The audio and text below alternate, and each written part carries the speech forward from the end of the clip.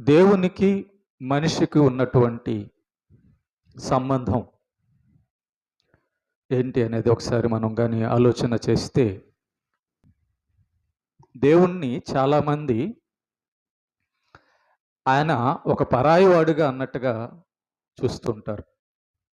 అందుకే ఆయనను ప్రేమించవలసినంత ప్రేమ, ఆయనకు దగ్గరవ్వలసినంతగా దగ్గర అవ్వకుండా చాలామంది దేవునికి దూరంగా ఉంటుంటారు. భక్తి కూడా చూస్తే, ఆ భక్తి కూడా రోజు రోజుకి దేవునికి దగ్గరయ్యే భక్తిగా ఉంటదా?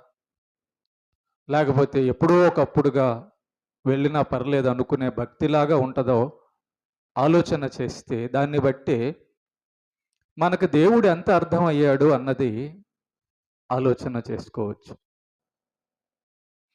దేవుడు పరాయివాడా? సొంతవాడా?